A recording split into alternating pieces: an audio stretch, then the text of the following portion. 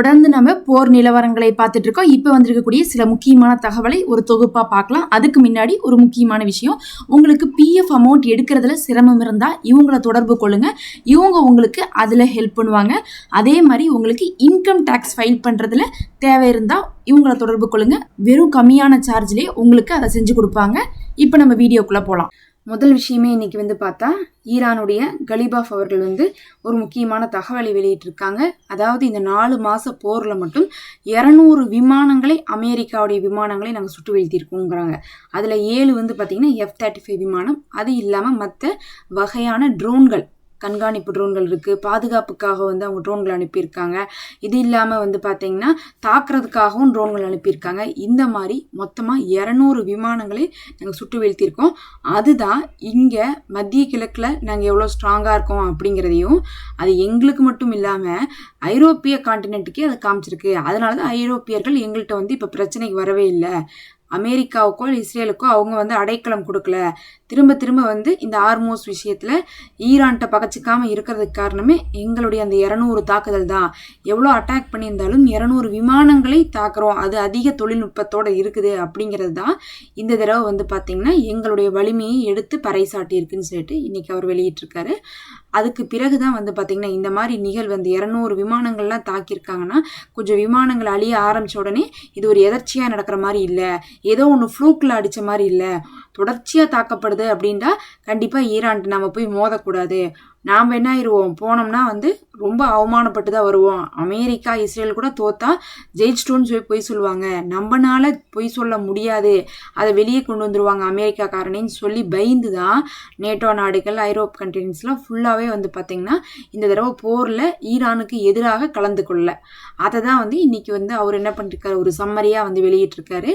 அதே சமயத்தில் இதை பற்றி பார்த்திங்கன்னா ட்ரம்ப்கிட்ட கேட்குறாங்க, இப்படி இவ்வளோ அடிச்சிட்டாங்களே, 200 விமானங்களாக அடிச்சிட்டாங்களாமே, அப்புறம் என்ன நீங்கள் எப்போ பார்த்தாலும் அவங்களுடைய வான்படை இல்லை, அவங்களுடைய கப்பற்படை இல்லைங்கிறீங்க, எல்லாம் இருக்கிறதுனால தானே அடிச்சிருக்காங்க அப்படின்னு கேட்டதுக்கு அதுக்கு ட்ரம்ப் என்ன சொல்லியிருக்காரு, அப்படிலாம் ஒன்றும் கிடையாது, அதெல்லாம் பார்த்தீங்கன்னா கோளாறின் காரணமாக அழிஞ்சிச்சு, அதுலேயே 200 வராது, ஒரு 10-15 தான் வரும். அது பார்த்தீங்கன்னா ஒரு போர்னா சாதாரணமாக நடக்கக்கூடியதான். ஆனால் ஈரானுக்கு எவ்வளோ பெரிய இழப்பு தெரியுமா?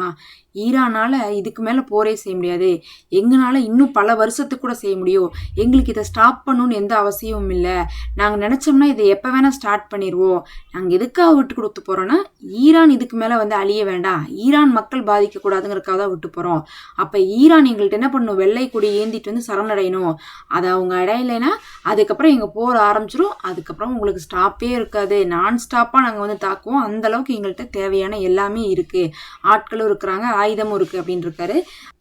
இது இவர் இப்போ முதல் தடவை சொல்கிறதில்ல, இந்த மாதிரி பல தடவை அவர் பார்த்தீங்கன்னா எங்கிட்ட எல்லாமே இருக்குது, நாங்கள் போகிற நேரத்தில் அவங்க தான் எங்கள்கிட்ட கெஞ்சுறாங்கன்னு சொல்லிட்டு இருந்தாங்க. இன்றைக்கி பார்த்தீங்கன்னா அது வரையும் கெஞ்சுறாங்கன்னு சொல்லிட்டு இருந்தவங்க இனி அவங்க வெள்ளை கூடி ஏந்திட்டு சமாதானத்துக்காக சரணடையணும் அப்படின்னு சொல்லிட்டு சொல்ல ஆரம்பிச்சிருக்காங்க.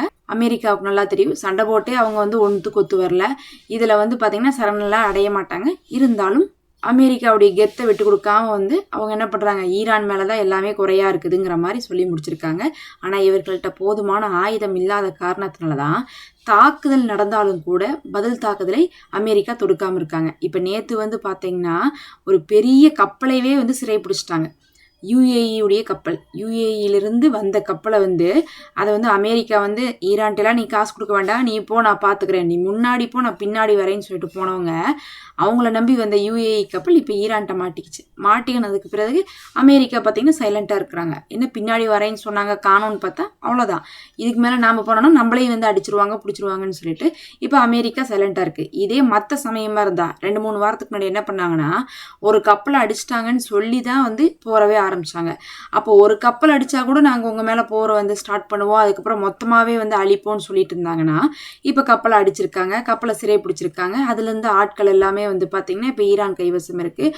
அதுவும் யுஏஇயுடைய எண்ணெய் கப்பல் அப்படிங்கும்போது அது ஃபுல்லாக நிரப்ப பல டன் கணக்கான பேரல் ஃபுல்லாக எண்ணெய் இருக்குது, இதெல்லாம் இருந்துட்டு தான் இருக்குது.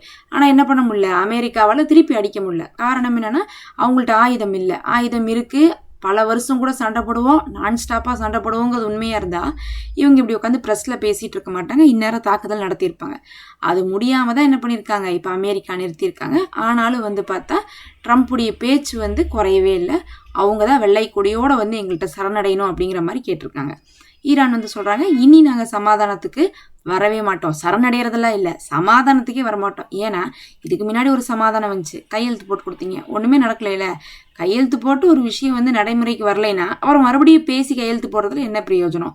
அப்போ சமாதானம் வந்திருக்கதை நடைமுறைப்படுத்துங்க, இல்லாட்டினா மறுபடியும் சமாதானத்துக்கு கூப்பிடாதீங்க அப்படிங்கிறாங்க. எதுக்குன்னா பாகிஸ்தான் வந்து கூப்பிட்டுட்டு இருக்காங்க, வாங்க வாங்க வாங்கன்ட்டு. அப்படிலாம் வர முடியாதுன்னு சொல்லிட்டு ஈரான் வந்து சொல்லியிருக்காங்க. நம்ம அன்றைக்கே சொன்னோம் 60 நாள் ஒப்பந்தம் போட்டிருக்காங்கன்ட்டு. ஆனால் அதோடைய 60வது நாள் முடிய போகுது. இந்த நேரத்தில் அந்த நாட்களை முடிக்கிறதுக்கு முன்னாடி நம்ம என்ன பண்ணிடலாம், அந்த நாட்கள் முடிஞ்சதுக்கப்புறம் போக ஆரம்பிச்சிருமோ, அதுக்கு பதிலாக இதிலேயே வந்து என்ன பண்ணிடலாம், கண்டினியூ பண்ணிடலான்னு சொல்லிட்டு தான் இந்த பாகிஸ்தான் கூப்பிட்றாங்க. ஆனால் அது ஒரு பிரயோஜனம் இல்லை, கையெழுத்து போட்டு கொடுத்தவங்கள ஃபாலோ பண்ண சொல்லுங்கன்னு சொல்லி இவங்க வந்து என்ன பண்ணியிருக்காங்க, ஈரான் அவங்களுடைய தரப்பில் ஸ்ட்ராங்காக இருக்காங்க. இப்போதைக்கு சமாதானம்லாம் வராது, எப்பயுமே சமாதானம் வராது. அதுலேயும் வந்து பார்த்திங்கன்னா நவம்பர் டிசம்பர், இந்த அக்டோபர் நவம்பரில் வந்து பார்த்தா ஒன்று இஸ்ரேல்லையும் வந்து தேர்தல் இருக்குது, அதே மாதிரி அமெரிக்காலையும் தேர்தல் இருக்குது. தேர்தல்லாம் வச்சு போட்டு இவங்க என்ன பண்ண மாட்டாங்க, சமாதானத்துக்கு போக மாட்டாங்க. போனாங்கன்னா அவங்களுக்கு ஃபேவராக கையெழுத்து போட்டு தர வேண்டியதாக இருக்கும். அது வந்து இன்னும் வந்து என்ன ஆயிரும்னா அவங்களுடைய தேர்தலுக்கு வந்து ஒரு நெகட்டிவாக போயிடும். நீங்கள் போய் சண்டை போடுறேன்னு சொல்லிட்டு தோத்துட்டு எல்லாத்தையும் கையெழுத்து போட்டு கொடுத்துட்டு வந்துட்டீங்க அப்படின்னு கேட்பாங்கிறனால இவங்க என்ன பண்ண மாட்டாங்க, சமாதானத்துக்கும் போக மாட்டாங்க, சண்டையும் பெருசாக ஆரம்பிக்கிற மாதிரி தெரியல. இப்போதைக்கு வந்து பார்த்தீங்கன்னா இஸ்ரேல் என்ன பண்ணிட்டு இருக்காங்க, காசா பக்கம் தான் கான்சன்ட்ரேட் பண்ணிட்டு இருக்காங்க. ஏன்னா அவங்களுக்கு தெரியுது ஈரான்கிட்ட போய் மோதி ஜெயிக்க முடியாது. அப்போ யார்கிட்ட போய் மோதணும், பக்கத்தில் இருக்கிற லெபனான், அதுக்கப்புறம் காசா, இவங்கள தான் போய் என்ன பண்ணணும், ஏதாவது ஒரு விதத்தில் அந்த இடத்தையெல்லாம் பிடிக்கணுங்கிறதுக்காக இன்னைக்கு கூட அந்த பென்குரின் அப்படின்னு சொல்லக்கூடிய அந்த இனவாதி அமைச்சர் என்ன பண்ணியிருக்காருன்னா, ஒவ்வொரு நாளும் இஸ்ரேல் இராணுவத்தை சேர்ந்த ஒவ்வொரு இராணுவத்தினரும் 30-40 பேர்த்த வந்து இஸ்ரேலுடைய சிறையில் இருக்கிற காசா மக்களை வந்து என்ன பண்ணுங்க, தூக்கில் போடுங்க. அதுக்கப்புறம் வந்து பார்த்தீங்கன்னா காசா மக்களை வந்து என்ன பண்ணுங்க, அவங்கள வந்து தாக்குதல் நடத்துங்கன்னு சொல்லிட்டு பேசி வச்சிருக்காரு. இது ஒரு பெரும் சச்சரவாக வந்து இன்னைக்கு கிளம்பியிருக்கு. அப்புறம் எதுக்கு உங்களுக்கு வந்து நாங்கள் வந்து என்ன பண்ணோம், எங்களுடைய ஆயுதத்தை கீழே போடணும்னு சொல்லிட்டு காசாவில் இருக்கக்கூடிய போராளிகள் கேட்டிருக்காங்க. ஆயுதத்தை கீழே போடணும், போற நிறுத்துவேன், வெளியே போவேன்னு சொல்லிட்டு இருக்கேன். ஆனால் இப்போ என்ன சொல்கிற, நீ வந்து அங்கே வந்து ஜெயிலில் இருக்கிறவங்களையும் வந்து அழிக்கணுங்கிற, நாட்டுக்குள்ளே இருக்கிறவங்களையும் அழிக்கணுங்கிற, அப்புறம் எதுக்கு நாங்கள் ஆயுதத்தை போடணும்னு சொல்லிட்டு இன்னைக்கு ஒரு பெரிய கேள்வியை காசா மக்களும் எழுப்பியிருக்காங்க. கடைசியாக இன்னைக்கு புஷ்னர், அதாவது ட்ரம்ப்புடைய மருமகன் வந்திருக்காரு. எங்கன்னா இஸ்ரேலுக்கு வந்திருக்காரு. இஸ்ரேலில் வந்து பேச்சுவார்த்தையை முடிச்சு போட்டு நேரடியாக என்ன பண்ணியிருக்காங்க, காசாவுடைய போராளிகளை வந்து நேரடியாக சந்தித்து அவர்கிட்டையும் வந்து உரை நிகழ்த்தியிருக்காங்க.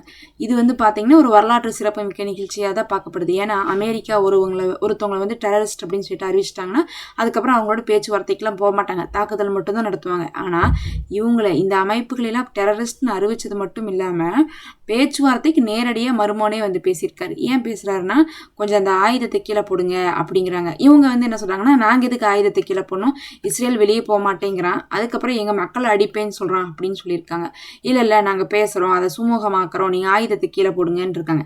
நம்ம வந்து வார்த்தையில் தான் ஆயுதத்தை கீழே போடுங்க ஆயுதத்தை கீழே போடுங்கன்னு சொல்கிறது, நமக்கு வந்து என்னென்ன சும்மா கீழே போடுறதுன்னா என்ன, சும்மா விட்டுறதா அப்படின்னு கேட்டால் அப்படி கிடையாது. ஆயுதத்தை ஒன்ஸ் கீழே போட்டுட்டா திருப்பி அது எடுக்கிறது கஷ்டம். எப்படின்னா அந்த ஆயுதம் ஃபுல்லாக எடுத்து அதை வந்து ஒரு நடுநிலையான ஒரு குரூப்பை வச்சு அங்கே வந்து ஒப்படைச்சிருவாங்க. அப்புறம் ஒப்படைச்சதுக்கு பிறகு அவங்கள்ட்ட ஆயுதமே இருக்காது. அந்த ஆயுதத்தை அவங்க டிஸ்மேண்டில் பண்ணுவாங்க. அப்படி இல்லாட்டினா அந்த ஆயுதத்தை என்ன பண்ணுவாங்கன்னா அங்கே இருக்கக்கூடிய இராணுவத்தினருக்கு தான் கொடுப்பாங்க. திரும்ப வந்து பார்த்தீங்கன்னா போராளிகள் கையில் அது கிடைக்கிறது வாய்ப்பு இல்லை. அதனால தான் கீழே போடுறது அப்படின்னு சொன்னாலும் கீழே போடுறதுக்கு முன்னாடி எல்லாமே வந்து கரெக்டாக நடக்கணும்னா மட்டும் தான் நம்ம கீழே போடணும். இல்லை கீழே போட்டோம்னா ஆயுதமும் போயிடும், அதுக்கப்புறம் மறுபடியும் இஸ்ரேலுடைய கை ஓங்கிரும்னு சொல்லிட்டு காசாவுடைய போராளிகள் யோசிச்சு கொண்டு இருக்காங்க. ஆனால் புஷ்னர் வந்து சமாதானம் பேசியிருக்கிறதாக சொல்லப்படுது.